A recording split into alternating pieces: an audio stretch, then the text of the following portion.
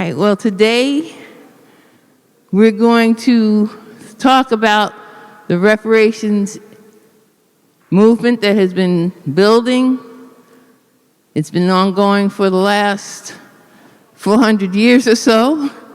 There's always been struggles for equity, equality, and social justice in this country, some struggles better known than others.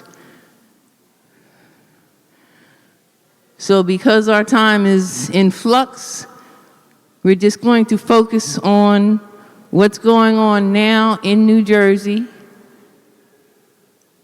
what the issues are, and what some of the possible community solutions are. Within the movement, of course, there are differing opinions, but as our conference theme is, for us to gain unity, survival, and progress, there has to be an understanding of what the overall agenda must be. So I invite our panelists to the stage. I'm going to ask them to introduce themselves. We're in flux again. Thank you. Sorry. Yeah. All right, so I said each of our panelists have been intimately involved. I haven't seen it.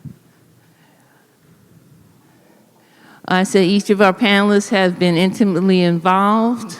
You might recognize them because they are also very active in our community in fighting for social justice and the people's needs. So with that, I ask our panelists to introduce themselves, how they became involved and are involved in this issue of reparations. Then I would like them to focus on specific issues. Of course, you recognize our Assemblywoman, Shavonda Sumter. Let's give her a hand. And Richard Camerari, who's been a long-time activist in the city of Newark. So again, I'm going to ask Richard to focus on a Just Futures initiative, came out of the University of Michigan. They have asked Rutgers to partner with this effort to combine community-based solutions. So Richard was one of the delegates, along with New Jersey Institute of Technology, for this initiative, and it's actually been going on for a couple of years. And of course, Assemblywoman Shavonda Sumter has been intimate in the legislative aspect. So just for a little background, who has heard of HR 40? Show of hands. Nobody? Come on now. Okay, HR 40 was originally introduced by Congressman Conyers, like 20 years ago? 40 years ago. Right, and of course, every year he reintroduced it. It was a bill to study the effects of slavery, just to study what had gone on in slavery and the harms that came from that. It stalled, of course. He transitioned, and now Sheila Jackson Lee has taken up the charge. And I think in the last 2 congressional sessions, she's gotten more people to sign on than in the past. Here in New Jersey, our own Assemblywoman has proposed bills, as has Senator Booker at the federal level. I'll ask her to talk about that. And right now, in this past June, the New Jersey Institute of Social Justice launched the task force to study reparations and the harms in New Jersey. They also initiated a campaign in 2019 to say the word, say the word. Reparations. Say the word. Reparations. Oh, y'all don't feel it. Okay, so hopefully we'll have a better understanding of what this issue is about, why it impacts us, and as George Gore said, We're not going to be around forever, so this is on y'all.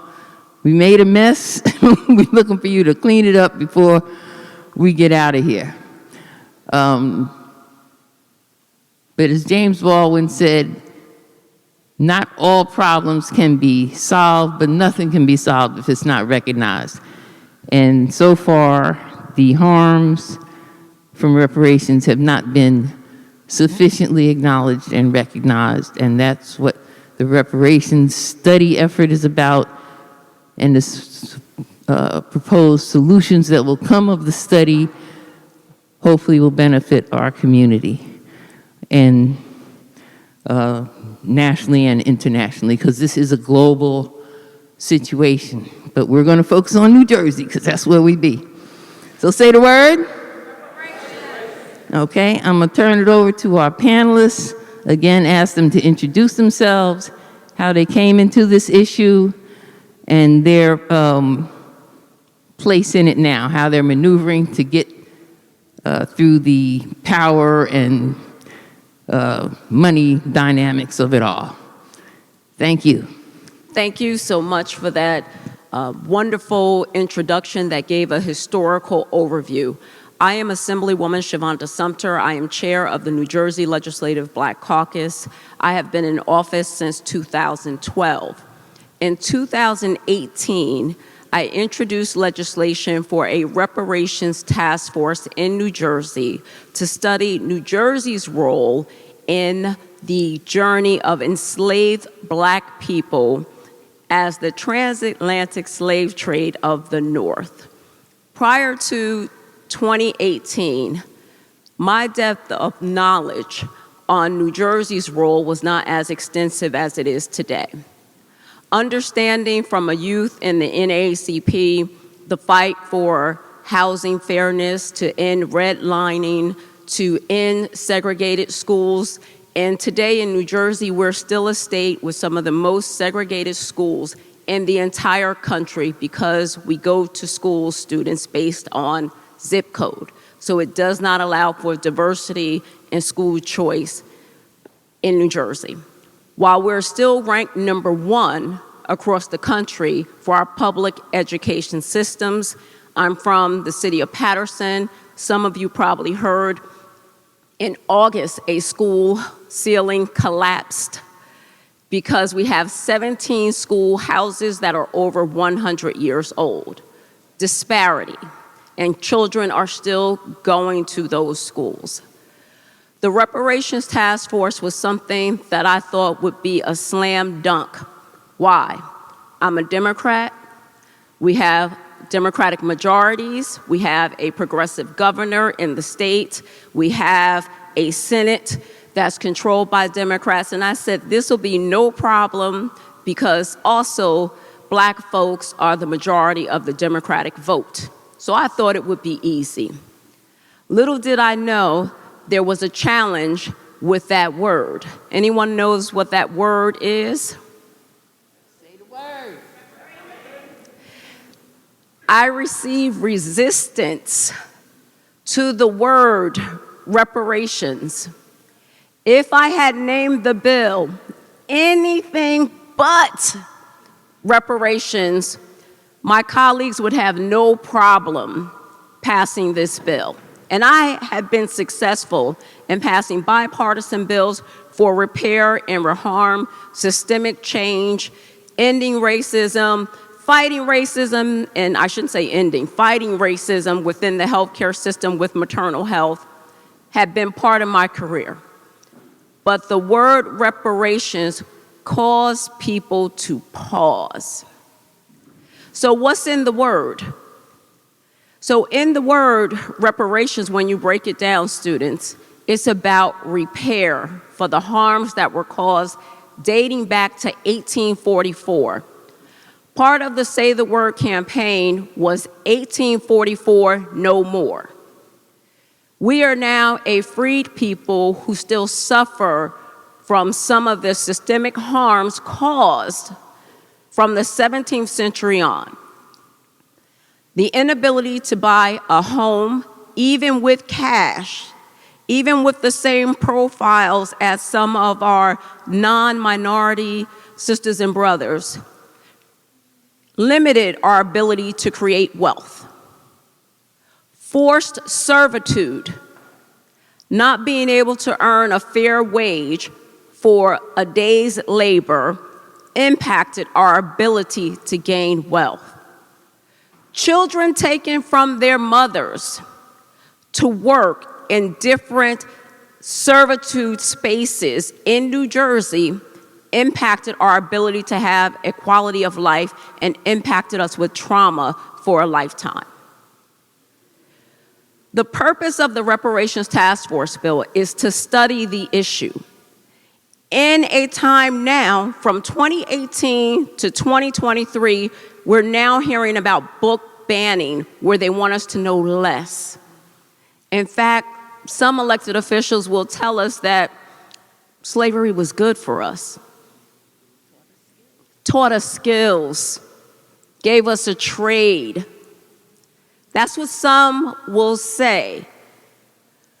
We now have to double down, and while I'm frustrated, and I say that because it fuels passion, you have to agitate to make something happen.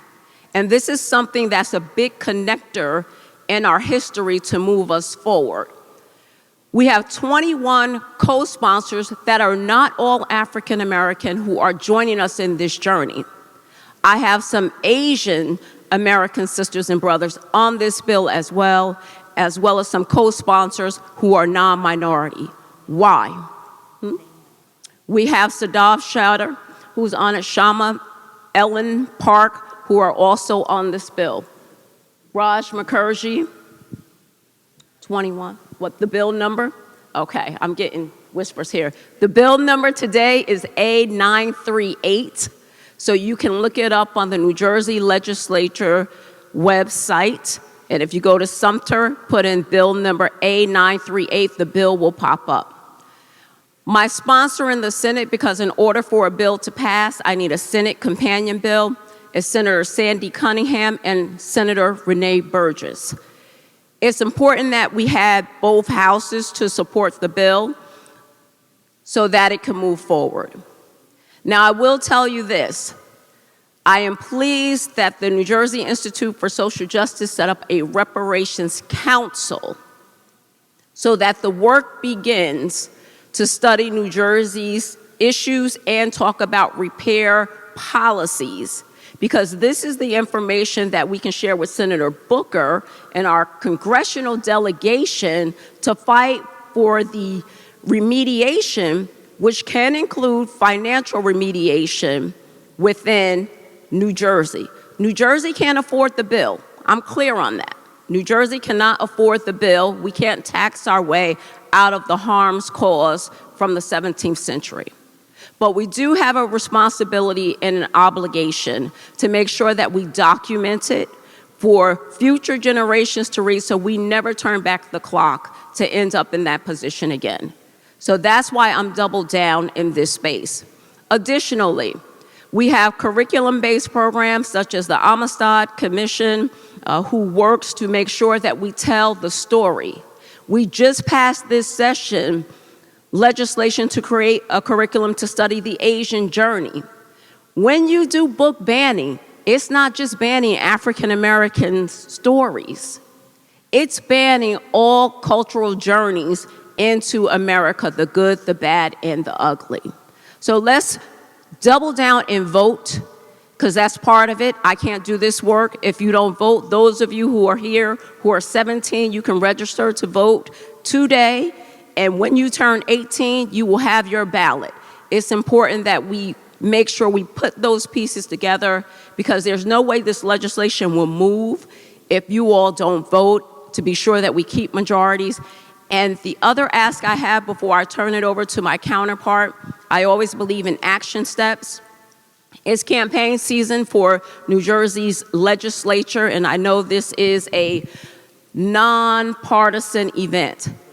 Any person that you come into contact with who's running for the state legislature, Ask them to support Assembly Bill 938. If it comes across their desk, ask them to vote for it.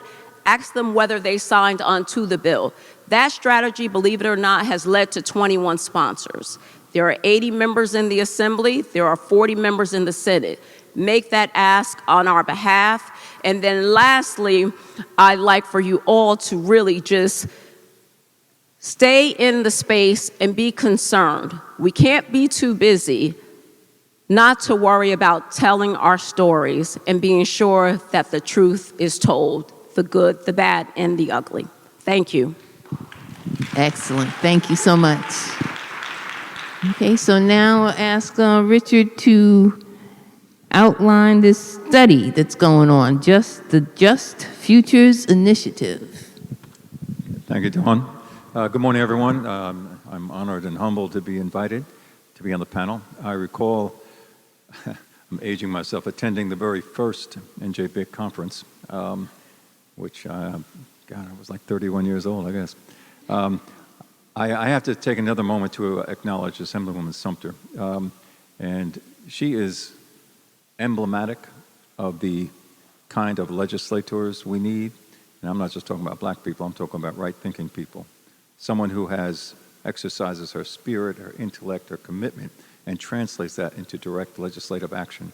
The more, and support her all you can. She's not in my district, but she needs all the support she can get, and we need more people like her. So just a note.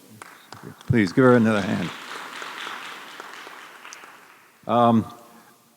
I also would note what this prompts me to. I have to acknowledge, and I think we probably all do, that it's happy birthday minus 1 day for Amity Baraka. Tomorrow is his birthday, would have been Amity's birthday, and many of us knew him, were influenced by him, so that just was at the top of my mind, knowing that there's an event tomorrow at Science High School about that. So, one thing somebody asked me, so what's this white guy doing up here talking about reparations? I would submit, ladies and gentlemen, that it is precisely white people who need to talk about reparations. Now I know the deal. Well, I never owned slaves. My family never owned slaves. We were immigrants, et cetera, et cetera. But we all, I'm talking about my people, benefited from slavery, from 100 years of Jim Crow, and all the kinds of things that were oppressing and discriminating against African Americans. It is, not to get too philosophical here, but for intensity and duration, those are two very important words, for intensity and duration, the length of time. I defy anyone to find a group of people who have been through the atrocities, and I use that word specifically, that African Americans have been through, the ancestors of those kidnapped from Africa.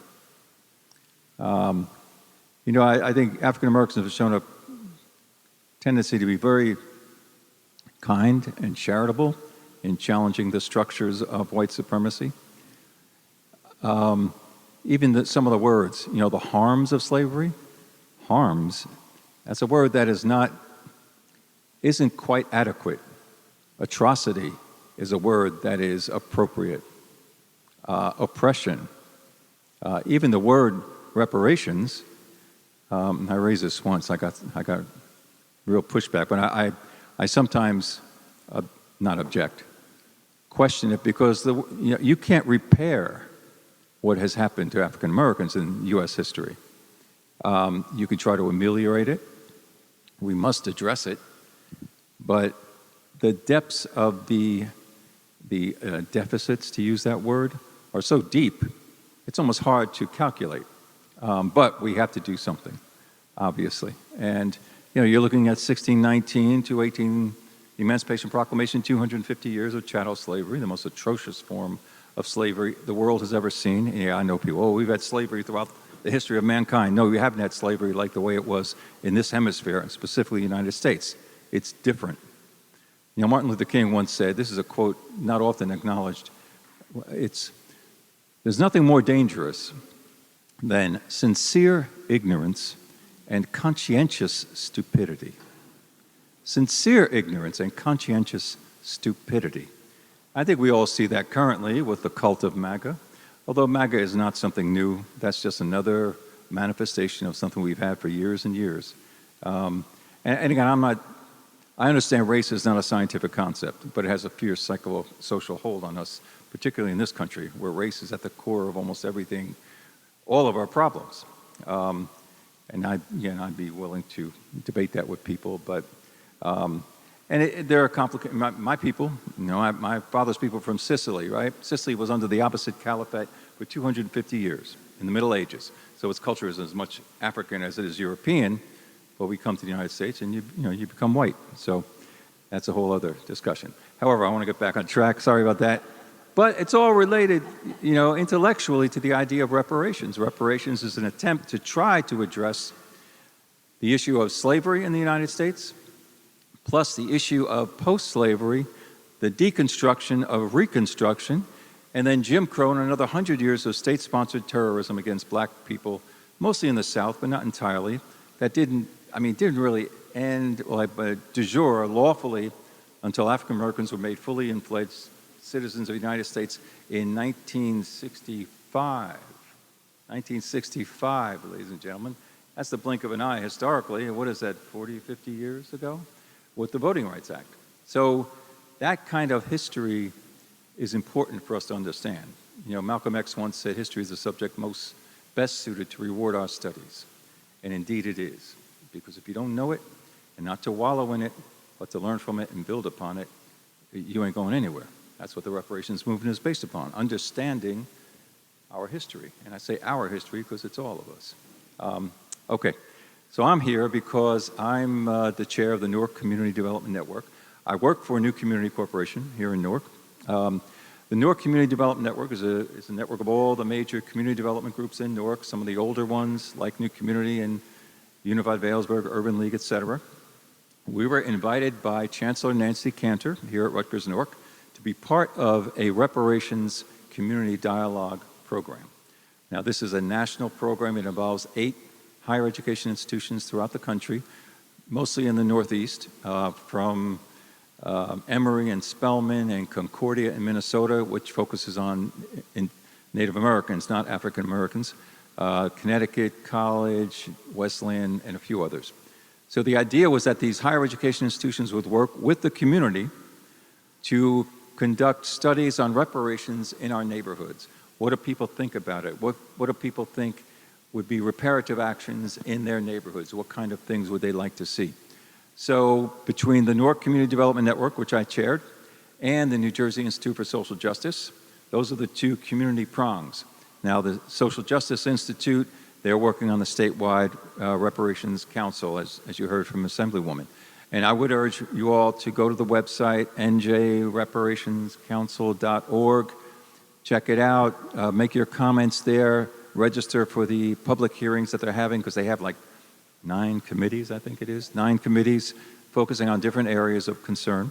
But so far as the NCDN, the Newark Community Development Network, what we did was we worked with all of our local CDC, almost all of them, and had about 20 race reparations community dialogues. Now these involved the organization I work for, New Community.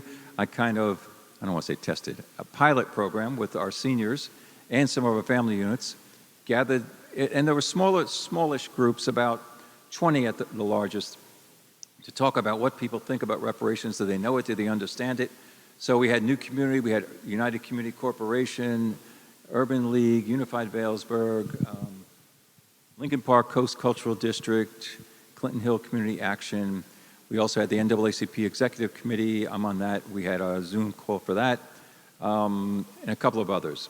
So the one thing that jumped out is that we had to do very little educating. Our people know what reparations are, what it's about. They are very clear and conversant about it, and they wanted to talk about reparations. One thing we found was that jumped out is that while we were hoping, and we're still doing this, people would kind of be hyper-local. They would want to talk about reparations in their own neighborhoods, what things would look like. For the most part, people wanted to go deep and go broad. They want to talk about their experience with reparations, the harms that they have faced in their lives. People talked about, their issues with the juvenile justice system, with the adult, I hate to call it justice system, but with the system. And they want to talk mostly about structural and systemic things rather than things in the neighborhoods, which isn't to say that didn't happen. Some people did raise that. So, and this is still in the process. We're still having these sessions. We're still going to have more of them. So if you're in Newark and you want to have some, in fact, for those of the students here, the one area we have not spoken with are young people. So I would love to talk with you or your contact people about setting up a race reparations community dialogue with you all at your schools. So don't go nowhere. See me after this, right? So we've had these sessions. We had the themes were basically structural and systemic. They talk about a lot of areas where, racism has been a factor, which doesn't shock anybody, right? So we've had these. One of the things that was kind of jumped out, the only really multiracial session we had, because these are almost all African Americans, was one hosted by Ahavas Shalom, which is a synagogue in Newark, and they did it with their neighboring church, which is Clinton Memorial AME Zion Church. So that was about, and there were white people there, and what struck me was that at one point we were talking about the Amistad bill, the one that supposed to require that all public school districts teach Black history, and one of the Jewish members of the congregation brought up, well, we had the bill on the Holocaust, and no problem. We've been teaching the Holocaust. Why is it so tough to get the Amistad, ensure that the Amistad is taught? And I brought up the fact that, who doesn't hate Nazis? Everybody hates Nazis, right? Hitler, World War II, we won that. We were on the good side of that fight. You talk about slavery, you talk about Jim Crow, you talk about redlining, you talk about all kinds of things that affect African Americans, and, we can't talk about that. That's difficult because we are the Nazis when it comes to that. We, meaning this system of white supremacy, white people who have benefited from it. So that's why it's a little more difficult than dealing with the Holocaust thing. And people don't, I'm not being judgmental here because I am no better than any other white person. I was lucky that I was raised in a neighborhood that was mainly Black, and I met a lot of people who helped me raise my humanity. Although I do think as any white person socialized in this society, you are naturally infused with racialized and racist thinking. And you have to understand that. You have to check yourself, see what you're doing, ask people, for their assessment. And that's just the way it is if you really want to live a life that is meaningful. So anyway, we have had these sessions. We're going to have more of them. We want to make sure that we do come up with some tangible reparative plan for Newark. I'm remiss because I do want to make sure that Rutgers is acknowledged here. Rutgers is doing some amazing research on the history of slavery in Newark, conducted by Professor Mark Krasovic. Tim Dean Eatman with the Honors Living and Learning Center in Rutgers has also been part of this. They're the Rutgers leg to this. I'm the NCDN, Ryan Haygood, and Jean-Pierre Brutus is the Institute for Social Justice leg. So, but I'll end it there, and we'll see if there are any questions or anything. Thank you. Thank you. I understand the First Lady is on her way. That's the First Lady of New Jersey. And so I've been informed that we should be prepared for her entry, and we will resume a Q&A afterward. But the Amistad bill or legislation has been mentioned by both of our panelists. So by a show of hands from the students, How many are familiar with the Amistad legislation?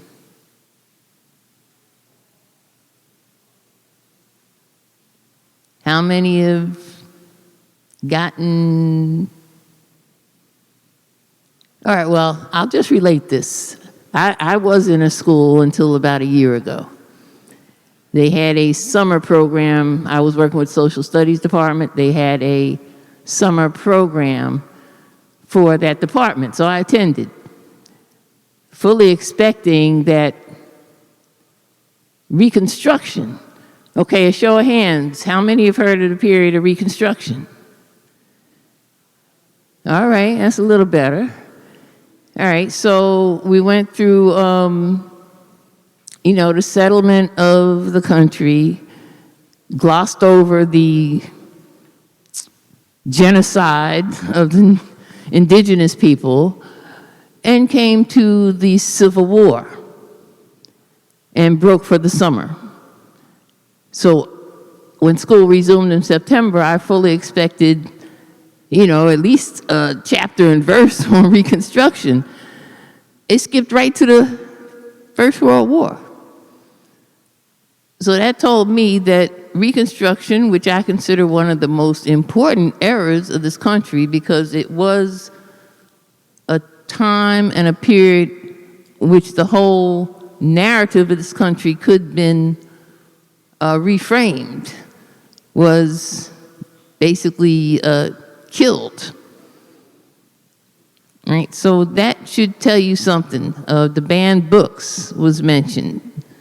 The elimination of certain studies of history was mentioned. That should tell you something.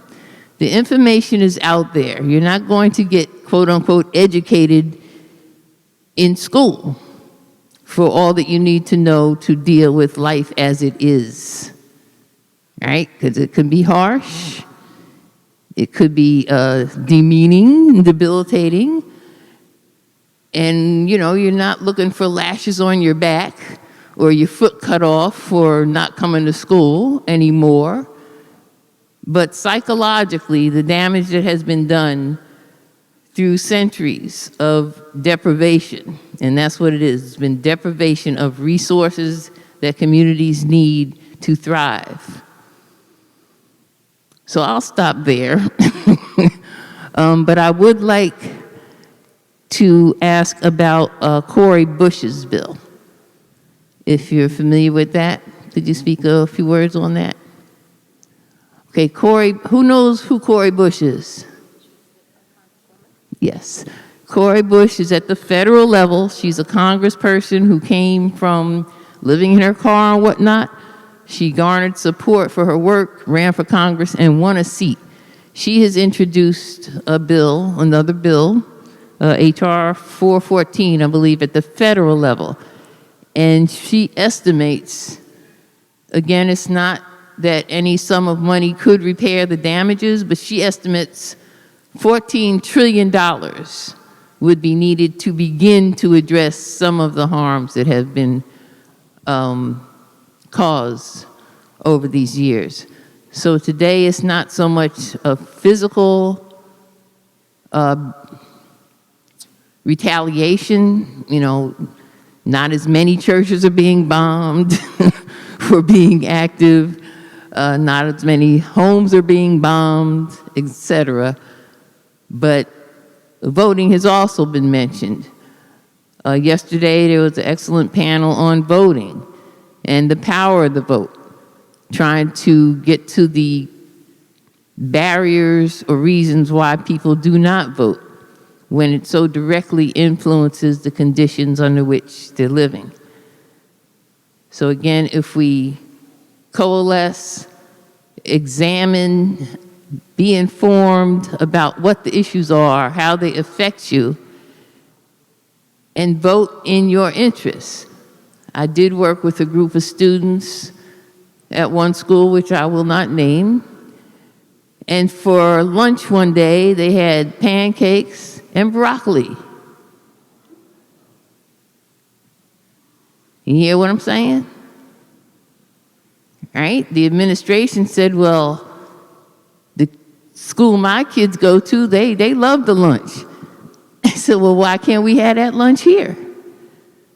And so they formed a group.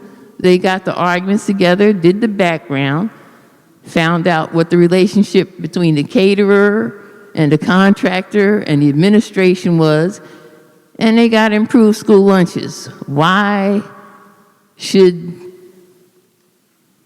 you said by zip code, things be determined? Right? But that's your fight. I'm talking to the students.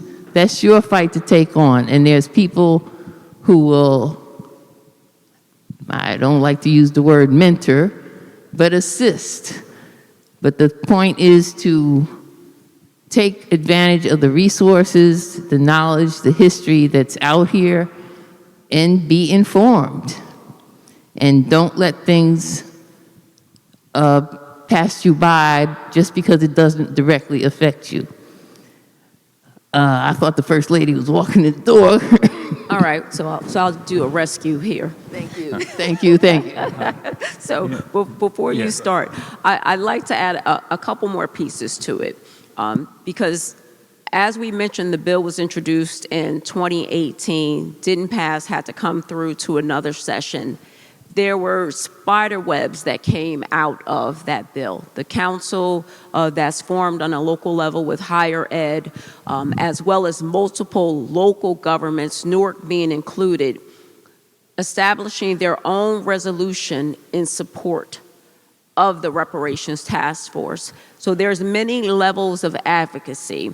Patterson has established a resolution, Jersey City established a resolution, Princeton established a resolution in support of the Reparations Task Force. Somerset County, Plainfield. So again, we have all of these entities that work together to support an initiative and then spider out. I would also emphasize that reparations is not unusual, it's not a radical, it's not something that's never been done before. The United States has done it for the descendants of the Japanese who were interred during World War II. Germany is a great example of reparations to Jewish descendants of those killed in the Holocaust. The one thing that we found very interesting in our sessions was that, I know, for instance, when I did one with the new community seniors and family units, very few people brought up the issue of money, of cash compensation. And that's one thing, we'll often get thrown at, all you want is money. People were not that concerned about the cash compensation as they were with the structural, the systemic issues that have been affecting them and their families throughout their lives. So it's not just about the money. Money is important. Money is an issue and should be used, resources, to correct some of these things. But it ain't just about, getting a check. And that needs to be emphasized and emphasized. So, again, I would also note, I think new community CEO is here in the back, Simone Gagneron. Is that you, Simone? All right. Hey, Simone. She's been very supportive of this. I want to thank her for that. And I just wanted to make that point. Thank you. All right, so think of any questions you might have in this area. It's a long-standing issue, but now is the time for what? Reparations. Say the word.